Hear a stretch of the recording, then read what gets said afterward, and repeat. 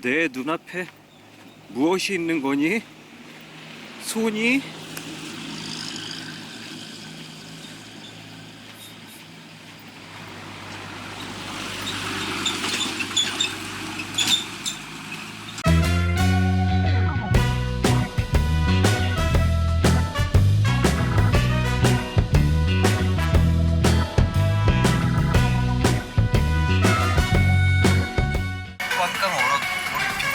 말도 안 되는 속도로 달리고 있습니다.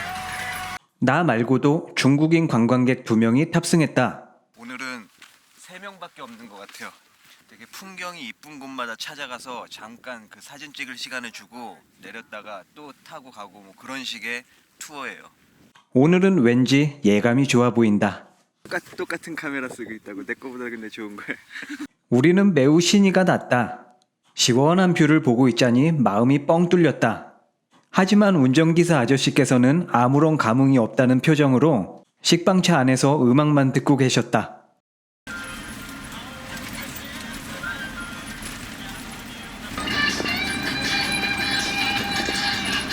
귀엽게 생긴 식빵차는 생각보다 엄청나게 잘 달렸다. 도무지 갈 수 없을 것만 같은 도로도 척척 잘 헤쳐나갔다. 근데 여기 운전하시는 분 이 정도면 거의 극한 직업 같아요. 이 길을 맨날 이렇게 운전하신다는 게.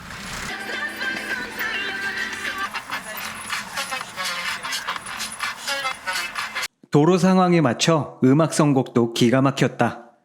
그렇게 달리다 보니 꽁꽁 얼어붙은 선착장처럼 생긴 곳에 도착했다.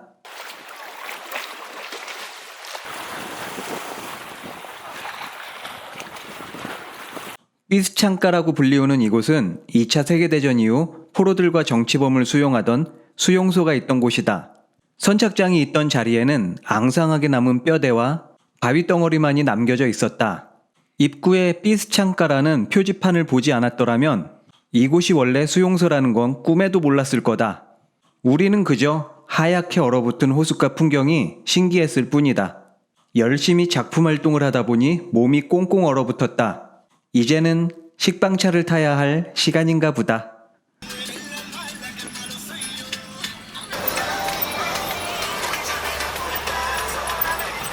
어느새 우리는 산길에 접어들었다. How's your feeling? Good. Excellent. 진정한 오프로드란 이런 것 같아요.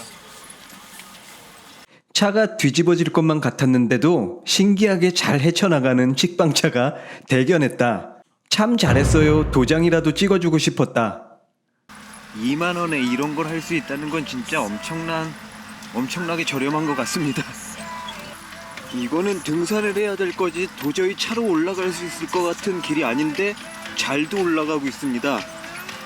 산길을 한참 동안 달려 도착한 곳은 멋진 절벽이었다.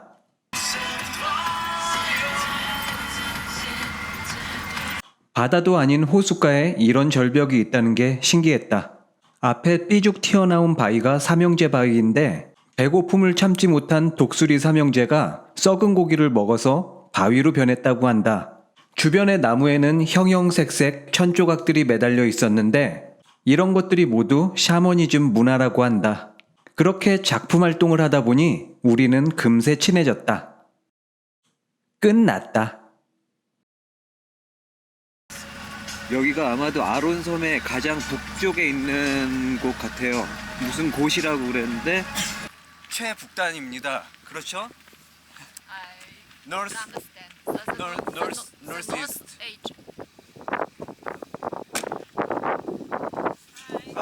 Let's go. 이곳이 바로 아론섬 최북단 하보이 곳이다. 하보이는 이곳 말로 송곳니라는 뜻이다. 송곳니처럼 삐죽 튀어나온 이곳 지명에서 유래된 이름이다. 역시나 최북단이라 그런지 경치가 끝났다.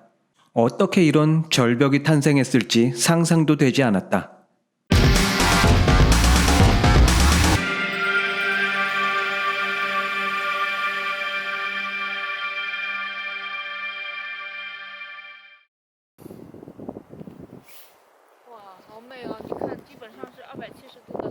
이곳에 오니까 참 인생이 무상하다는 걸 느끼면서 참 춥습니다. 모험왕 별이 이곳에 도착하면 점심시간이 시작된다. 오늘의 메뉴는 오물이다. 큼지막한 생선을 통째로 튀겼다. 보온병에 넣어 갖고 와갖고. 따뜻한 점심을 먹고 나니 살 것 같았다. 여기가 바위가 두 개가 나 있어요. 바위가 두 개가 있는데 왼쪽 봉우리 오른쪽 봉우리에 따라서 자식의 그 성별이 갈리는 뭐 그런 전설이 있는 바위입니다.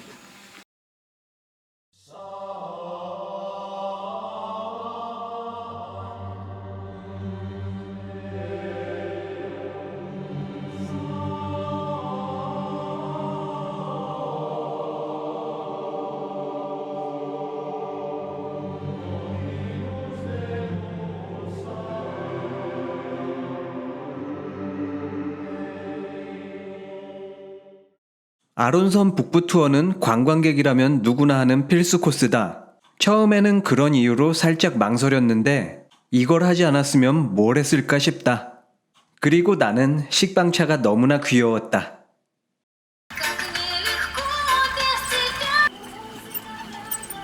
또다시 험한 길을 달려 숙소로 되돌아왔다. 이 친구들이 묵고 있는 숙소로 왔습니다. 되게 좋은 데 있네. 대충 짐을 푼 우리는 다르한 바위로 향했다. 강아지가 무섭대요. 이쪽에 조각상들이 되게 많아요. 바위로 가는 동안 여러 가지 볼거리들이 많았다.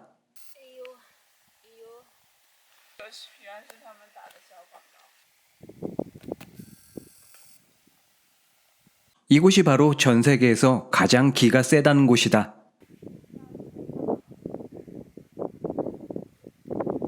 이쪽에는 사람들이 다 저렇게 돌멩이로 낙서를 해놨습니다.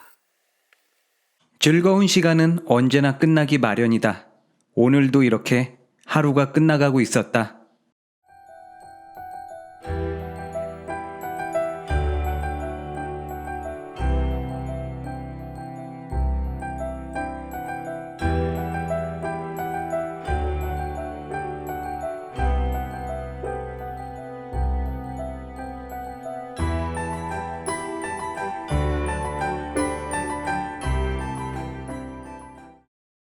아하, 오케이. 그날 밤은 중국인 친구들 덕분에 근사한 식당에서 밥을 먹었다. 그리고 밤이 되자 세상에서 소리가 모두 사라진 기분이었다. 오전 11시가 되자 숙소로 버스가 찾아왔다.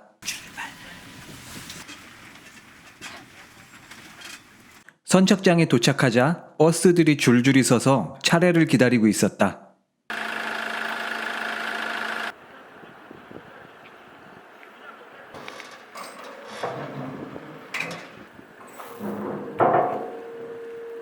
잠시 기다리니 차들이 차례대로 배에 올라타기 시작했다.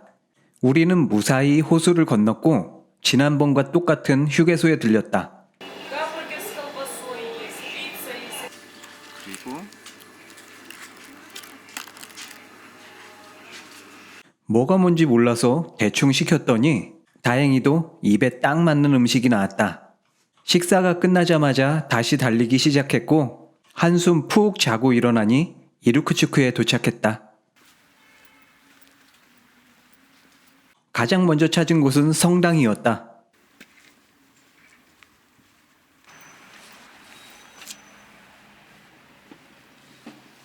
조그마한 성당에서는 마치 절에 온 것처럼 향냄새가 진했다. 벽면에는 성화들이 정말 많이 걸려 있었고 어떤 아저씨께서는 닭똥 같은 눈물을 뚝뚝 흘리며 연신 성우를 긋고 계셨다. 생각보다 되게 크다 이게. 이 녀석은 바부르라는 전설 속 동물이다. 이르크츠크를 상징하는 동물이기도 한데 여기서부터 관광지로 유명한 130번 지구가 시작된다. 아마도 이르크츠크에서 가장 번화가가 아닌가 싶다.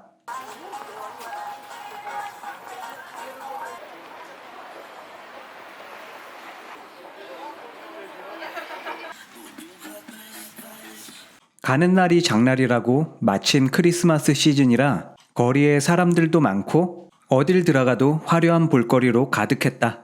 물가가 엄청 싸다 보니까 막 카메라 같은 거 하나 지르고 싶은 마음이 막 듭니다. 여기는 전자제품 파는 데인가 봅니다. 이게 35,000루블이거든요. 595,000원. 이런 제품 가격은 똑같네. 그렇게 돌아다니다 보니 어느새 배가 고파졌다.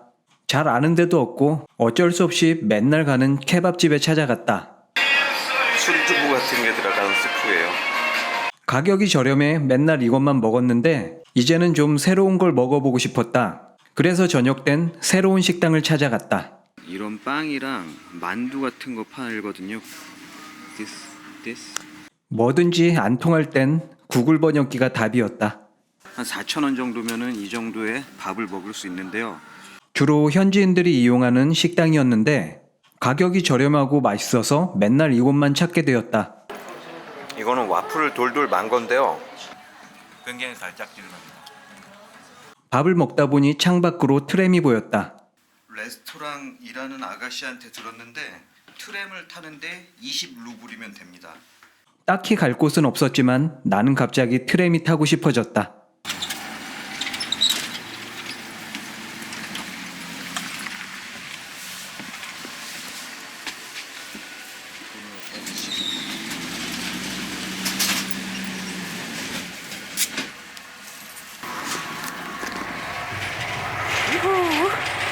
알려준 것과 다르게 트램의 가격은 15루블밖에 안 했다. 그리고 겁나게 시끄러웠다.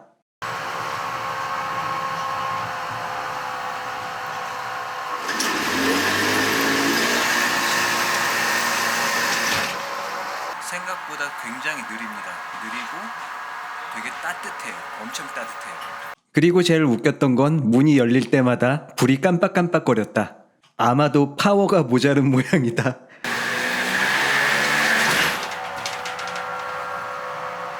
난생 처음 타보는 트램이었는데 평생 기억에 남을 멋진 추억이었다.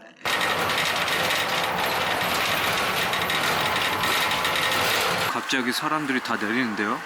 여기가 종착지인가? 이곳이 종착지인지 열차가 고장난 건진 잘 모르겠다. 사람들이 전부 내리길래 나도 내렸다. 이것이 나의 첫 트램 여행이었다. 그리고 나는 부산 서면까지 운행하는 버스를 발견했다.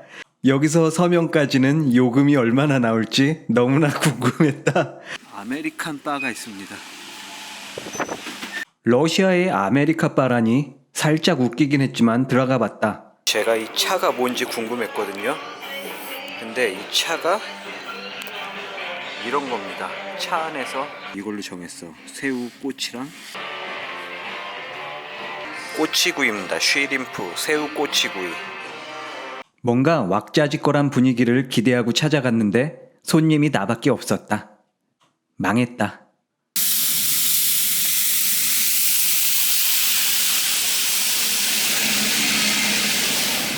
이런 차들로 눈을 치우는 겁니다. 제설차입니다. 제설차. 또 이곳에 왔습니다. 오늘의 아침은 이것입니다. 간단히 아침을 챙겨 먹고 오늘은 앙가라강을 구경하기로 한다. 점심 정오가 지났는데 한 영하 15도, 17도 그 정도 되는 것 같습니다. 이렇게 추운데 물에서 안개가 피어나오고 있거든요. 이렇게 추운 날씨에 물안개가 피어오르고 있었다. 이게 대체 웬일인지 모르겠다. 온천이라도 되는 것처럼 하얀 연기가 김이 모락모락 나고 있어요. 눈으로 보면서도 믿을 수 없는 장면이었다. 그 와중에 어떤 아저씨는 낚시를 하고 계셨다. 또 어떤 아주머니는 오리들에게 밥을 주고 계셨다.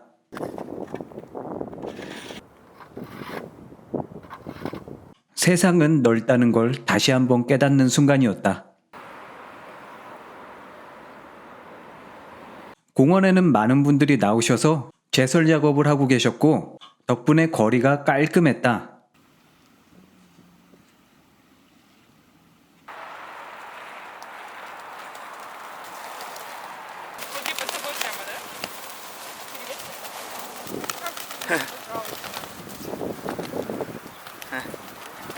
머리만 있으니까 되게 이상하다.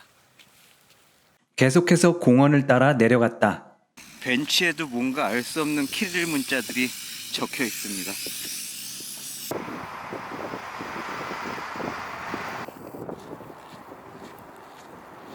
여기에 또 근사한 장군님 동상이 있는데요. 특히 강변에는 동상들이 많았는데 그 규모나 완성도가 예술 작품을 연상시켰다. 조금 더 걷다 보니 너무나도 추웠다. 무작정 근처 식당으로 대피를 했는데 여기가 아무래도 추운 나라다 보니까 그 겉옷을 다 이렇게 맡기는 그런 시스템입니다. 옷을 맡기고 요거를 받아요. 옷 번호입니다. 땡큐. 스파시바. 매번 밥을 먹을 때마다 메뉴를 고르는 게 곤욕이었다. 앞만 봐도 제가 너무 많이 시킨 것 같습니다. 주방장님께서 와서 저한테 뭐라고 말을 했거든요. 나의 예감이 적중했다. 뭣도 모르고 시키다 보니 다 먹지도 못할 만큼 많이 시킨 것이다. 또 한 접시 온다. 와, 큰일 났다. 피자가 한 판 왔어요. 큰일 났습니다. 러시아에 오면 다들 이 빨간 스프를 한번 먹어보라고 그래요. 근데 이게 진짜 맛있습니다. 결국 나는 혼자서 열심히 먹방을 찍어야만 했다. 그나마 다행인 거는 피자 남은 거를 싸주셨어요. 이제 옷을 찾으러 갈 겁니다. 나의 옷. 여기가 옷창고예요, 옷창고. 그렇게 또 하루가 흘러갔다. 밥을 먹으러 나왔습니다. 온 세상 나무들이 하얗게 변해 있어요. 이렇게 다 나무들이 하얗게 서리가 앉았다고 그러나? 날씨가 더 추워졌는지 나무마다 눈꽃이 맺혔다. 일단 식당에 가서 밥을 먹기로 했다.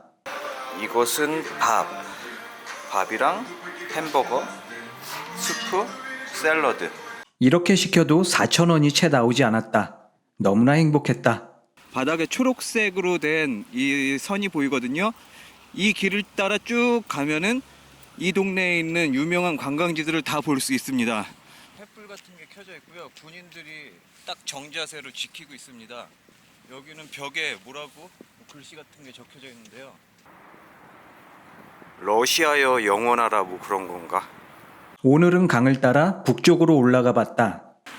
우와, 강한개가 오늘은 어제보다 더 장난이 아닙니다. 짙은 안개 때문에 건너편 마을이 보이지 않을 정도였다.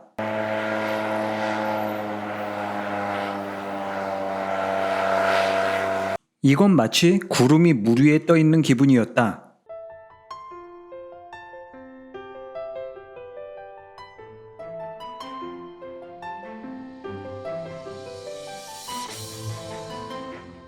아주 먼 옛날 모스크바의 젊은 귀족들이 쿠데타를 일으켰다.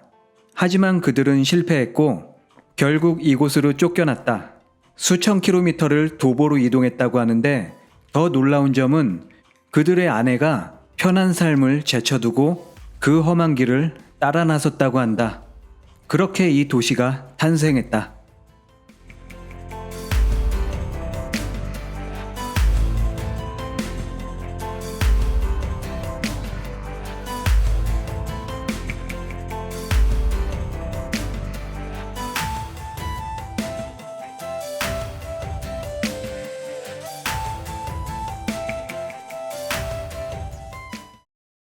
숙소로 돌아오는 길, 맑은 하늘에서 눈이 내렸다. 도저히 눈이 내릴 만한 상황이 아닌데 계속 눈이 어디선가 내리고 있습니다. 나무에서 눈이 내리나 봐요.